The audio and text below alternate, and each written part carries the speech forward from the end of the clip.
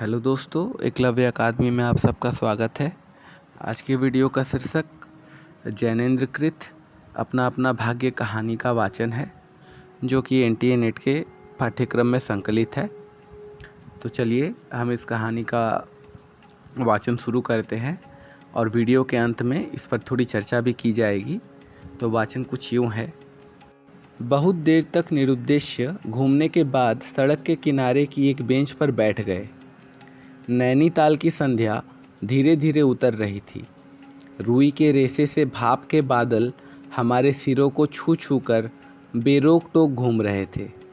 हल्के हल्के प्रकाश और अंधियारी से रंग कर कभी वे नीले दिखते, कभी सफ़ेद, और फिर देर में अरुण पड़ जाते।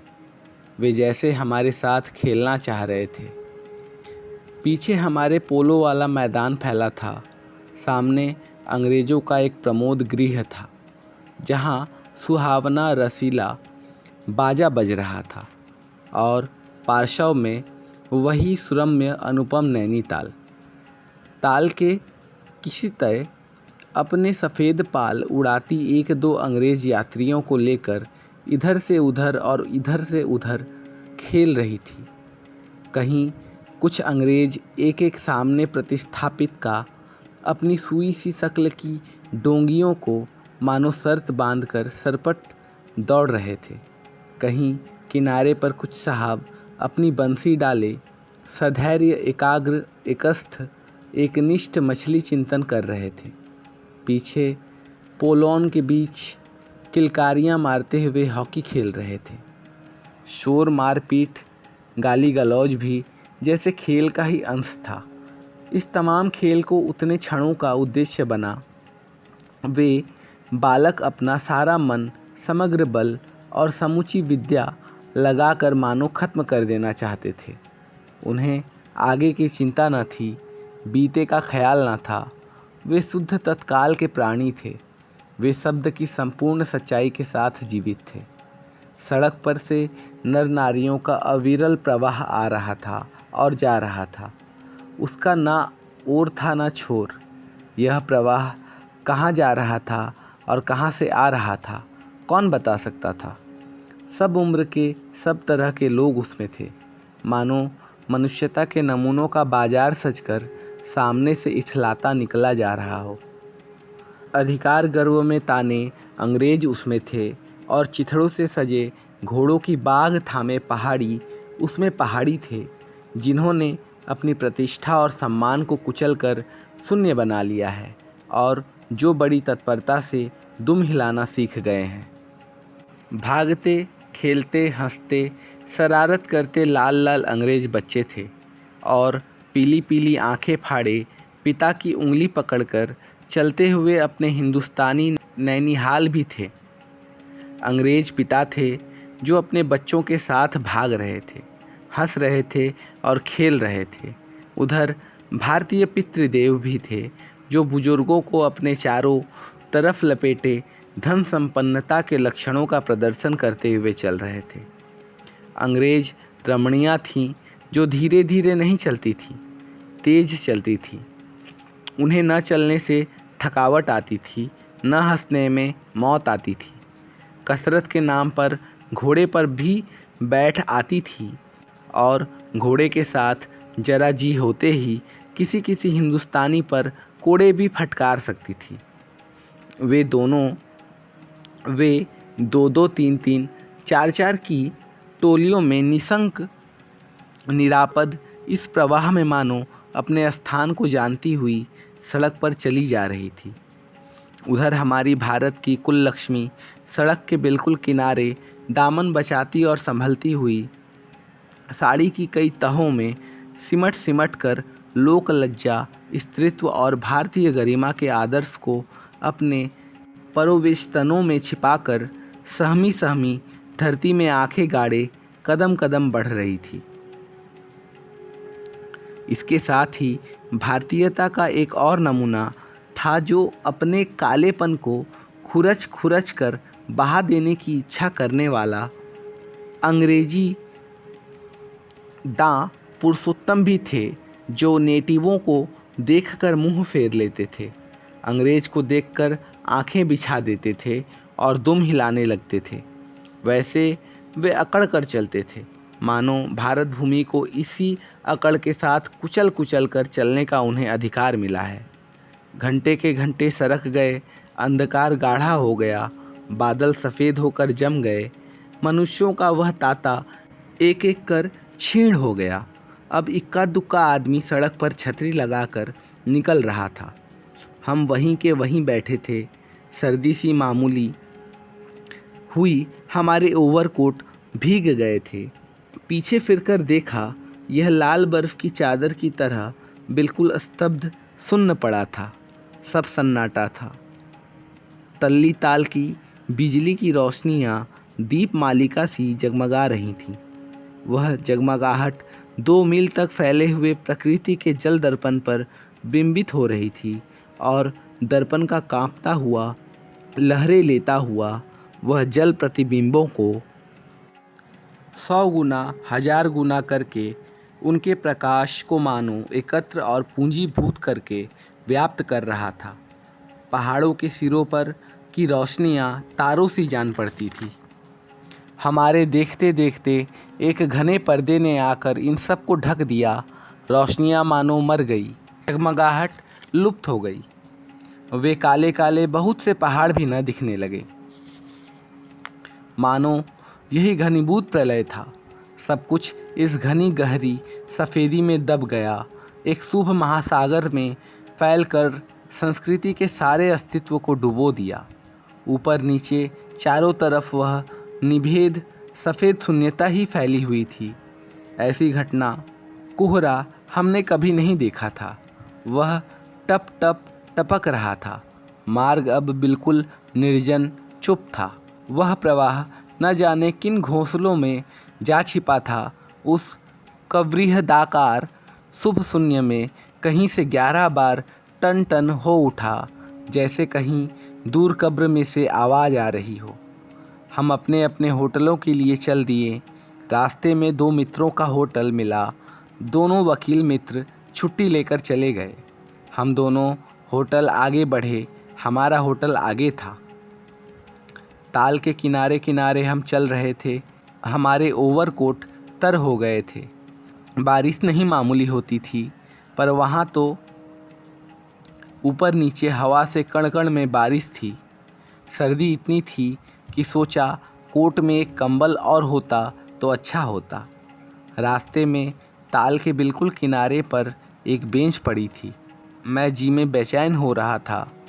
झटपट होटल पहुंचकर इन भीगे कपड़ों से छुट्टी पा गरम बिस्तर में छिपकर सोना चाहता था, पर साथ में मित्रों की सनक कब उठेगी, कब थमेगी, इसका पता न था, और वह कैसी क्या होगी इसका भी अंदाज़ा न था। उन्होंने कहा, आओ ज़रा यहाँ बैठो। हम उस कोहरे में रात के ठीक 1 बजे तालाब के किनारे उस भीगी बर्फ़ सी ठंडी हो रही लोहे की बेंच पर बैठ गए। 5, 10, 15 मिनट हो गए। मित्र के उठने का इरादा ना मालूम हुआ तो मैंने खिसिया कर कहा, चलिए भी। अरे ज़रा बैठो भी। हाथ पकड़कर ज़रा बैठने के लिए इस जोर से बैठा लिया गया तो और चारा न रहा। लाचार बैठे रहना पड़ा। सनक से छुटकारा आसान न था, और यह जरा न था, बहुत था। चुपचाप बैठे, तंग हो रहा था कि मित्र अचानक बोले, देखो वह क्या है। मैंने देखा, कोहरे की सफ़ेदी में कुछ ही हाथ दूर से एक काली सी सूरत हमारी तरफ बढ़ रही थी। मैंने कहा, होगा कोई। 3 गज की दूरी से दिख पड़ा। एक लड़का सर के बड़े बड़े बालों को खुजलाता चला आ रहा है। नंगे पैर है, नंगा सिर, एक मैली सी कमीज लटकाए। पैर उसके न जाने कहाँ पड़ रहे हों और न जाने कहाँ जा रहा है। कहाँ जाना चाहता है। उसके कदमों में न जाने कोई अगला है न पिछला है, न दायां न बायां है। पास की चुंगी की लालटेन के छोटे से प्रकाश वृत्त में देखा, कोई 10 बरस का होगा। गोरा रंग का है, पर मैल से काला पड़ गया है। आँखें अच्छी बड़ी पर रूखी हैं। माथा जैसे अभी से झुर्रियाँ खा गया है। वह हमें न देख पाया। वह जैसे कुछ भी नहीं देख रहा था, न नीचे की धरती, न ऊपर चारों तरफ फैला हुआ कोहरा, न सामने का तालाब और न बाकी दुनिया। वह बस अपने विकट वर्तमान को देख रहा था। मित्र ने आवाज़ दी, ए। उसने जैसे जाग कर देखा और पास आ गया। मित्र ने पूछा, तू कहाँ जा रहा है? उसने अपनी सूनी आंखें फाड़ दी। दुनिया सो गई, तू ही क्यों घूम रहा है? बालक मौन मुख फिर भी बोलता हुआ चेहरा लेकर खड़ा।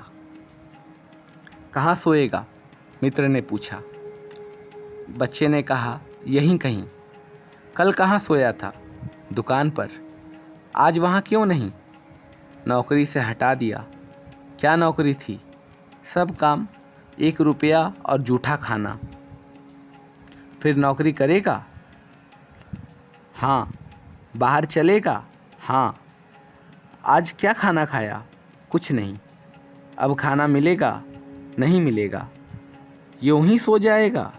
हाँ। कहाँ? यहीं कहीं। इन्हीं कपड़ों में? बालक फिर आंखों से बोलकर मुख खड़ा रहा। आंखें मानो बोलती थी, यह भी कैसा मूर्ख प्रश्न। माँ बाप हैं? हाँ। कहाँ? 15 कोस दूर गांव में। तुम भाग आया? क्यों? मेरे कई छोटे भाई बहन हैं, सो भाग आया। वहाँ काम नहीं, रोटी नहीं। बाप भूखा रहता था और मारता था। माँ भूखी रहती थी और रोती थी, सो भाग आया। एक साथी और था उसी गांव का, मुझसे बड़ा था। दोनों साथ यहाँ आए। वह अब नहीं है। मित्र ने पूछा, कहाँ गया? साहब ने मारा, मर गया। अच्छा, हमारे साथ चल। वह साथ चल दिया। लौटकर हम वकील दोस्तों के होटल में पहुँचे। वकील लोग होटल के ऊपर के कमरे से उतर कर आए। कश्मीरी 2 शाला लपेटे थे, मोजे चढ़े, पैरों में चप्पल थी। स्वर में हल्की झुंझलाहट थी, कुछ लापरवाही थी। आहा, फिर आप कहिए। आपको नौकर की ज़रूरत थी ना? देखिए, यह लड़का है। कहाँ से ले आए? इसे आप जानते हैं? जानता हूँ, वह बेईमान नहीं हो सकता। अजी, ये पहाड़ी बड़े शैतान होते हैं। बच्चे बच्चे में गुल छिपे रहते हैं। आप भी क्या अजीब हैं। उठा लाए कहीं से। लो जी, यह नौकर लो। मानिए तो यह लड़का अच्छा निकलेगा। आप भी जी बस खूब हैं। ऐरे गैरे को नौकर बना लिया जाए, अगले दिन वह न जाने क्या क्या लेकर चंपत हो जाए। आप मानते ही नहीं, मैं क्या करूं? लेखक ने कहा। वकील ने कहा, माने क्या खाक। आप भी जी अच्छा मजाक करते हैं। अच्छा, अब हम सोने जाते हैं। और वह रुपए रोज के किराए वाले सजी मसहरी पर सोने झटपट चले गए। वकील साहब के चले जाने पर होटल के बाहर आकर मित्र ने जेब में हाथ डालकर कुछ टटोला, पर झट कुछ निराश भाव से हाथ बाहर का मेरी ओर देखने लगे। क्या है? इसे खाने के लिए कुछ देना चाहता था, लेखक ने कहा। अंग्रेजी में मित्र ने कुछ कहा, मगर 10-10 के नोट हैं। नोट ही शायद मेरे पास है, देखूं? लेखक ने कहा। सचमुच मेरे पास पॉकेट में भी नोट ही थे। हम फिर अंग्रेजी में बोलने लगे। लड़के के दांत बीच बीच में कटकटा रहे थे। कड़ाके की सर्दी थी। मित्र ने पूछा, तब? मैंने कहा, 10 का नोट ही दे दो। सकपकाकर मित्र मेरा मुंह देखने लगे। अरे यार, बजट बिगड़ जाएगा। हृदय में जितना दया है, पास में उतने पैसे तो नहीं हैं। तो जाने दो, यह दया ही इस ज़माने में बहुत है, मैंने कहा। मित्र चुप रहे। फिर लड़के ने बोला, अब आज तो कुछ नहीं हो सकता, कल मिलना। वह डीपव होटल जानता है, वहीं कल 10 बजे मिलेगा। हाँ, कुछ काम देंगे हुजूर? हाँ हाँ, ढूंढ दूंगा। तो जाऊं? हाँ। ठंडी सांस खींचकर मित्र ने कहा, कहाँ सोएगा? यहीं कहीं बेंच पर, पेड़ के नीचे किसी दुकान की भट्टी में। बालक फिर उसी प्रेत गति से एक ओर बढ़ा और कोहरे में मिल गया। हम भी होटल की ओर बढ़े। हवा तीखी थी, हमारे कोटों को पार कर बदन में तीर सी लगती थी। सिकुड़ते हुए मित्र ने कहा, भयानक शीत है, उसके पास बहुत कम कपड़े हैं। यह संसार है यार। मैंने स्वार्थ की फिलॉसफी सुनाई। चलो पहले बिस्तर में गर्म हो लो, फिर और की चिंता करना। उदास होकर मित्र ने कहा, स्वार्थ जो कहो, लाचारी कहो, निष्ठुरता कहो या बेहयाई। दूसरे दिन नैनीताल स्वर्ग के किसी काले गुलाम पशु दुलारे का वह बेटा, वह बालक निश्चय सय हमारे होटल डी पब नहीं आया। हम अपनी नैनीताल की सैर खुशी खुशी खत्म कर चलने को हुए। उसी लड़के की आस लगाते बैठे रहने की ज़रूरत हमने न समझी। मोटर में सवार होते ही यह समाचार मिली कि पिछले रात एक पहाड़ी बालक सड़क के किनारे पेड़ के नीचे ठिठुर कर मर गया।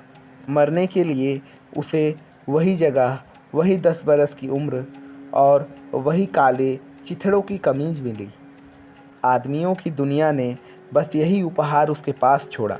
पर बताने वाले ने बताया कि गरीब के मुंह पर छाती, मुट्ठी और पैरों पर बर्फ़ की हल्की सी चादर चिपक गई थी, मानो दुनिया की बेहयाई ढकने के लिए प्रकृति ने सबके ऊपर सफ़ेद और ठंडे कफन का प्रबंध कर दिया था। सब सूना और सोचा, अपना अपना भाग्य। यह कहानी हमें दूसरों की मदद करने का पाठ सिखाती है। मनुष्य को अपनी मनुष्यता नहीं छोड़नी चाहिए। यही तो एक अंतर है जो हमें जानवरों से अलग बनाता है। इसी के साथ इस वीडियो के वाचन का अंत होता है। उम्मीद है कि आपको वीडियो पसंद आया होगा। वीडियो पसंद आने पर सब्सक्राइब जरूर कर दें। आने वाली वीडियो में हम फिर मिलेंगे। तब तक के लिए खूब पढ़ें, खूब लिखें, खूब सुनें। धन्यवाद।